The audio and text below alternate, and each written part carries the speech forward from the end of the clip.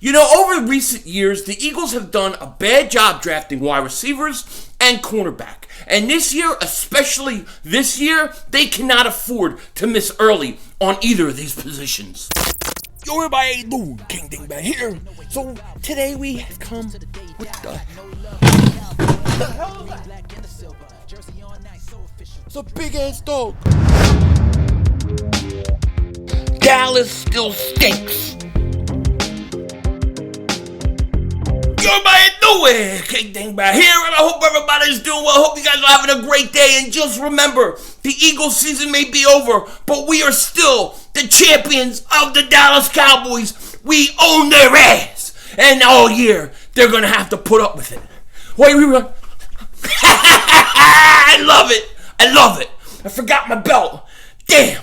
Anyways, what I want to talk to you guys about today is basically two different things. I want to talk about some of these rumors about position coaching jobs that are out there. And then I want to talk to you guys about something that some people may not want to hear. They may not like it. It may bother them. Hell, it kind of bothers me. I'm back and forth on it. But it's something that we got to talk about and we got to address.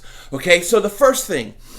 Many of you guys probably have heard the rumors that the Eagles are interested or considering Hines Ward or Bobby Ingram as wide receiver coach. Now, we've had players like Greg Lewis be wide receiver coach before, hasn't gone good.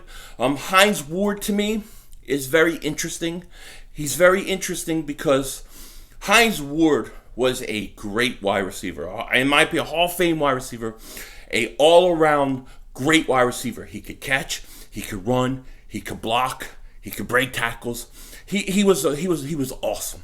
He was awesome, and I think he was on the Jets coaching staff this past year, and I guess Deuce Staley contacted him about it. So it makes you wonder: is Deuce being considered as an offensive coordinator? Is he leading the pack, or is he going to get the job, or what? But the Eagles are considering Hines Ward. I would do it. I would do that. I like the idea of Hines Ward. I do. I think the Eagles should give him a chance. The question to me will be, will players show, sometimes these coaches, especially good coaches or good players, really good players, especially that show a lot of heart, they try to coach guys that just don't have it inside like they do. So it's going to be very interesting. I mean, Hines Ward will probably double moonwalk Nelson Aguilar's ass by week 2 if he had to coach him. But hopefully Aguilar's is gone. He's got to go. But I really do like the idea of Hines Ward. Bobby Ingram's also being considered. I'm more like, I think he's been with the Ravens for a while. I think he was a tight end coach there this year. That doesn't excite me. Hines Ward kind of does because I know what kind of player he was. Another rumor out is that quarterback coach Press Taylor is being considered for offensive coordinator. I don't believe this will happen. I don't think this should happen. I hope this does not happen. I don't want it. I don't want it, okay? If I'm going to promote from within, it's got to be Deuce Staley. Okay, in my opinion, you got to promote Deuce before Press Taylor. Now, personally, I think the Eagles need an outside voice. I think they need somebody like a Jim Caldwell or Kafka. I think they need somebody to come in and coach, and kind of look at this thing from an outside perspective. I think that's what they need. But if I'm going to do it within, it has to be Deuce. Okay? And it's hard for me to really get 100% behind Deuce only because I don't know what his philosophy is in the passing game, how he would change it. I don't know all those things. So, but in terms of, deserving it, if you're going to promote within, it's got to be Deuce. You cannot promote Press Taylor. I'm not that big on Press Taylor anyways as a quarterback coach. I just talked about replacing him with DeFilippo. So why would I want him as my offensive coordinator? I don't know. So, we'll have to keep an eye out. I'm sure more names are going to come up to the surface, and it will be interesting. Now, the other thing I want to talk to you guys about in this video, besides mentioning once again that we are the champions of the Dallas Cowboys, we are the champions of the New York Giants, and we are the champions of the Washington Redskins. So if you're a member, if you're a fan of those teams, kiss the ring. Thank you. Thank you very much. Remember who your champs are. Now, one of the things over the last several years, and we've heard a lot about it within the last week, that the Eagles are like the only team in like the last 10 years or something like that has not drafted a Pro Bowl corner. We've done a horrible job drafting corners and drafting wide receivers. Two positions that we have to go early, in my opinion, in this draft. We have to hit early, okay? We cannot afford to miss. We cannot afford to draft a guy who, I don't know, he had great production on the field, but he's slow, or he can't play man-to-man, or he can't tackle. We can't afford to miss. We got 10 picks most likely in this draft. And the thing is, I think it's so important, especially early on, to get that guy. To get, especially in my opinion, right at this point, I want to go wide receiver in the first round. That's where I'm focusing at this point. Now, you have the combine, you have all these things. I don't even have my rankings yet. I want to see all these things take place. But right now, just by position, I got to go wide receiver. I have to get my quarterback, his main target, his main guy for the next 5 to 8 years. I have to get that guy. I have to get him, and I think the draft is where you got to do it. And I think so much so that you can't afford to miss. You cannot afford to miss in the first round on a draft, okay? On a wide receiver. You cannot afford to do it. They've done it before. I mean, Fred X was a perfect example.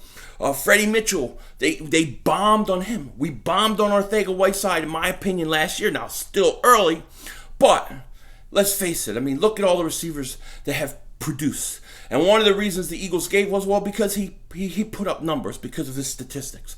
They ignored the speed. They ignored the talent.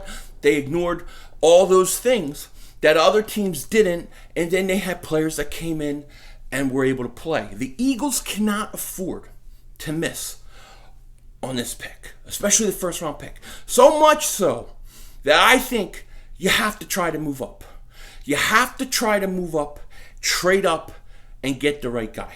Get the right guy, because you just can't have 2-3 wide receivers go off the board, and then now you're starting to play a guessing game. You got to go and get the guy, the premier guy, the guy that you know. This dude, it's consensus in the league that this is the top guy, the top 2 wide receivers on the board. Go get him. Go get him. You're at 21, right? So you're at 21, and I'm really talking about CeeDee Lamb, right? That's really who I'm talking about. Maybe Judy. I like Ruggs. I like all 3 of those guys. There's a lot of receivers I like. But you got to make sure you hit. And because the Eagles have done a bad job at wide receiver and at corner at these positions, to me, you have to go for the sure thing. You have to trade up. You have 10 picks. You're going to have 10 picks, and it's time to do it. Let's say, I don't know where CeeDee Lamb's going to go, but let's say he goes between 9 and 12. You're at 21. You got to move up. You got to move up and get him. You cannot afford to miss out on him, miss out on Ruggs, miss out on Judy. You can't do it. And one thing that I really, and this is going to bother some people because it always does when I talk about it, I've gone back and forth on this Zach Ertz situation, right? And when I say situation, I mean, should we trade him or should we keep him? Early on in the year, I said, you know what, maybe we should trade him. Then you see the heart he played with, the broken rib, playing with the lacerated kidney last game of the year. I don't want to trade that guy. Look at him. He's got a lot of heart. I love Zach Ertz. I know you guys love Zach Ertz. We all love Zach Ertz. But the reality of the situation is he's 29 years old. And you got a stud tight end behind him. And I just don't think that over the next 5-6 years, the Philadelphia Eagles are going to be able to pay 2 tight ends top-notch money. You just can't do it. It's not practical. Okay? And Ertz is worth a lot right now. He is worth a lot. And I would strongly consider, even though I said a week ago I wouldn't, and a couple weeks before that I said I would, it just shows you how back and forth I am on this. I'm not even totally convinced I would do this. But my thought right now in the last few days is maybe you try to trade Ertz to move up into a position to draft a CeeDee Lamb. maybe you do it. Now, I love Ertz, and I hate to see him go, but if you packaged Ertz and your 21st pick, you probably could get into the top 10. You may be even able to get something back even more than that. Ertz is valuable. Ertz is very valuable. This would give you your outside wide receiver of the future. You would have a young stud tight end because we all know Goddard is that. And you'd have a guy like CeeDee Lamb on the outside. And here's the thing. If the Eagles have done a better job picking talent and finding talent at the wide receiver position, I would say don't worry about it. Just pick who you evaluate to be a good receiver at 21 or something like that. But they haven't done it. They haven't done it. Deshaun Jackson, Jeremy Maclin, they were good picks. But since then, it's been nothing. And I would give Andy Reid more credit for that than Howie Roseman. And the proof is, look at the type of wide receivers Andy has gotten in Kansas City. They're very similar to Maclin's, to the Deshaun Jacksons. Howie Roseman and this Eagles front office scouts have not done a good job with wide receiver. They cannot afford to lose it. I would rather lose a few picks, maybe even a player, and get the right guy. Because the right guy early on is so important for this Eagles team. And I think that I think the Eagles should consider using Ertz as leverage to get up into a position where, let's say, it's number 10. And I don't know where CeeDee Lamb's going to go. But let's say he goes 10. Maybe the best way to get up there is you trade your 21st and Zach Ertz. You move up to 10 or 9. I don't know, because I don't even know the draft order right now at this point. I just know the Eagles are picking 21. But I think that the reality of the situation is you're not going to be able to have two tight ends who are that good, that long, signed that long, both making big money. And after next year, you're going to want to sign Goddard. You're not going to want to let him go. He's young. So you're going to have to, after next year, sign Goddard to a contract extension. They're talk of that they're trying to give Ertz one now. I don't see how you can pay those guys big money. You need to get something on the outside. And I'm just throwing it out there. I can't even say that I'm 100% fully behind it because I'm back and forth. But if you tell me that I would get CeeDee Lamb for Ertz and the 21st pick to go up and get a guy like that, I have to strongly consider it. I would have to strongly consider it.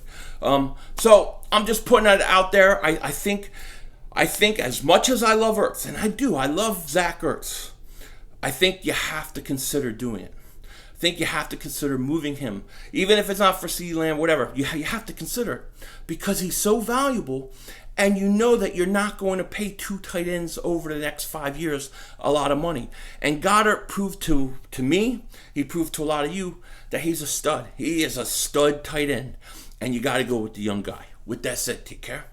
Talk to you later. And don't be a dingbat. And tell me what you think. Am I nuts? Am I a dingbat? Am I really a dingbat? Let me know.